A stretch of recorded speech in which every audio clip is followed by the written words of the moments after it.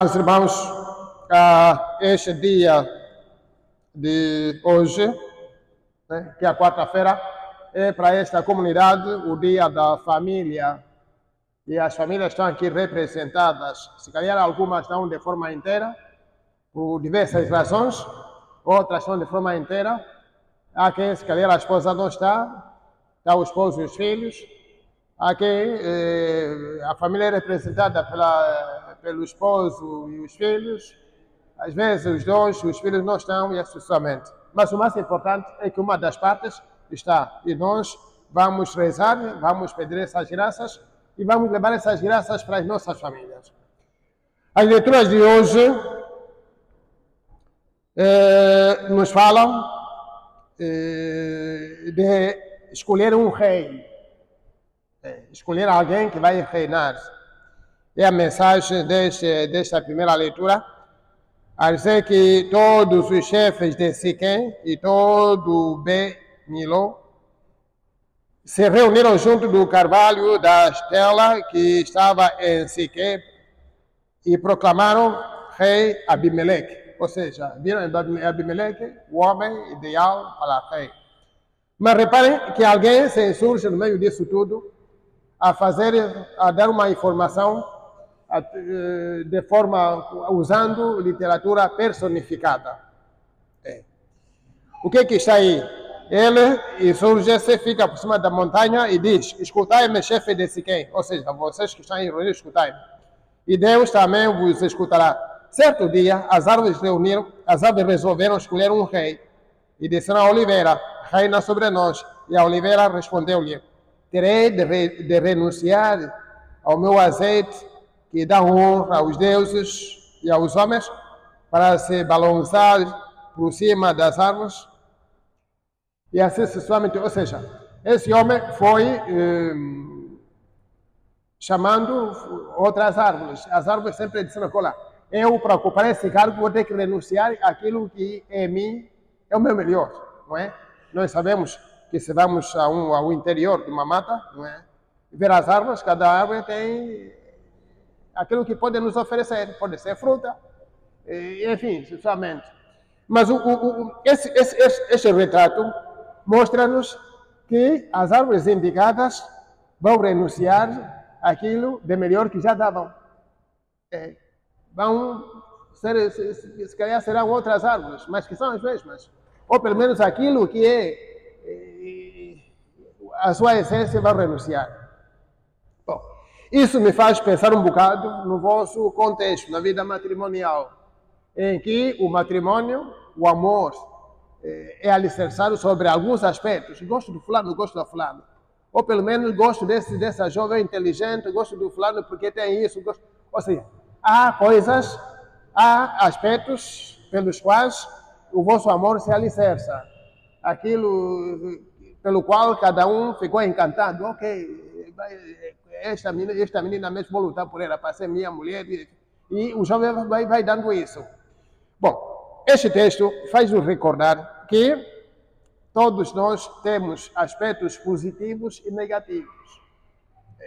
O matrimônio é um sacramento. Sendo sacramento, faz com que aquelas pessoas que se dão matrimônio deixem os aspectos negativos. Okay. Aquilo pelo qual é positivo, é importante, aquilo pelo qual dá saúde à vida matrimonial, podem levar ao matrimônio e podem melhorar. Porque a nossa vida mesmo tem que ir uma vida de melhorar sempre. Mas aquilo que são os nossos vícios, então devem ficar de fora. Porque senão a vida matrimonial não anda. Nós não podemos misturar aquilo que é a santidade, que é a vida matrimonial, e aquilo que são os nossos vícios. Então a vida matrimonial deve ser uma vida matrimonial bem vivida. É preciso uma espécie de purificação. Estar conscientes que, olha, a partir do momento em que assumir esse compromisso de vida matrimonial, então tenho que ser uma pessoa diferente.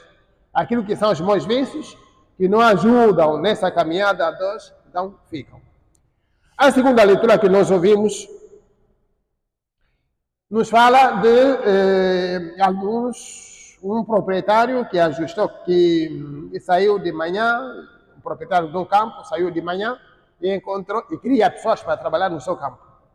Encontrou logo no início da manhã pessoas disponíveis. Olha lá, ok, idem ao campo. Mas saibam que é um denário que vou pagar a cada um. Ok, esses ficaram motivados, lá foram, pensaram que fossem os únicos. Afinal de contas, não. No meio da manhã, o homem saiu de casa, vê outras pessoas sentadas, quer dizer, ociosas. Ok, vós também dá muito trabalho aqui a fazer. Eles foram. Ao meio-dia encontra um outro grupo sem trabalhar. Ok, então, o que vocês estão aqui a fazer? Não é de nada. Quer dizer, faça alguma coisa, não temos nada a fazer. Ok, tenho aqui trabalho, façam. É um denário que ajustou com eles. Lá foram. Quase no meio da tarde, encontrou novamente outros preguiçosos. Então, vocês não têm emprego? Não, não temos. Ok, idem também. Só sereis pagos um denário. Lá foram. No fim, 17 horas, todo mundo ligou, chamou o capataz para pagar essa gente toda. Começa pelos últimos. O texto diz-nos que os últimos receberam um denário.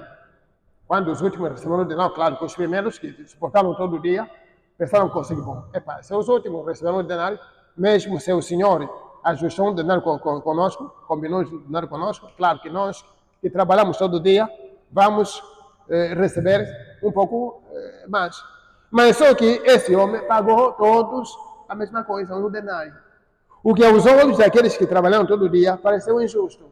Mas então, como é que nós, que passamos todo dia, vamos receber a mesma paga, o mesmo salário, em relação àqueles que trabalham só algumas horas da tarde? Não pode, esse Senhor é injusto. Este texto tenta ilustrar aquilo pelo qual nós desejamos ter a vida eterna junto de Deus. São coisas que às vezes nós não entendemos. O importante é que nós tenhamos vida ganha. Claro que se calhar alguém recebeu o sacramento muito cedo, ou por exemplo alguém casou-se muito cedo, né, batalhou tanto, sofreu tanto, enfim, que deve ser tanto desafio, mas que no fim a paga será sempre a mesma. O importante é lutar para esse salário, para essa paga. O importante é lutar para aquilo que Deus vai nos dar como salário, como recompensa nesta caminhada. O importante é permanecer fiéis nesses compromissos que a Igreja nos deu, na fidelidade daquilo que nós assumimos. Isso é que é mais importante. Viver os sacramentos, isso é que é mais importante. Ser fiel a essa caminhada que eu me comprometi, isso é mais importante. Mas senão, dificuldades há sempre na vida. O tentar resolver as dificuldades à luz da fé, o tentar ultrapassar as dificuldades, isso é que é mais importante na nossa vida. Então a liturgia coloca na nossa reflexão estas pistas, não é? Para fortalecer a nossa fé. Hoje a igreja está revestida de cor branca porque celebra São Bernardo. São Bernardo de Clairvaux. Foi um jovem que no ano 1090 entrou no mosteiro para se fazer monge. De fato, foi um homem muito fervoroso. O ano 1090 que ele nasceu, no ano 1111, fez-se frade, fez-se monge, e foi uma figura que trabalhou muito na Europa. E nós, olhando para a história da Igreja, podemos perceber que o século XI, século XII, foi o século de muitas perturbações. A Igreja, as pessoas perdiam fé. Então esse homem, São Bernardo, foi aquela pessoa que assegurou a Igreja. Nessa altura, no século XI, século XII, a história da Igreja diz que a Igreja passava por cisma. Cismas são divisões na Igreja. Uns dizem que, olha, nós temos que estar, por exemplo, o que vemos agora em relação aos escuteiros, não é? Que os bispos determinaram que os escuteiros devem estar, os escuteiros católicos à parte, a seção dos escuteiros que fica à parte. Divisão clara. Então, no século XI, século XII, a Igreja passou por momentos desse tipo, de tendências filosóficas, uns dizem que não, já não queremos ser Igreja Católica, temos que ser isso e aquilo, e enfim, onde também o protestantismo foi tomando os seus rumos.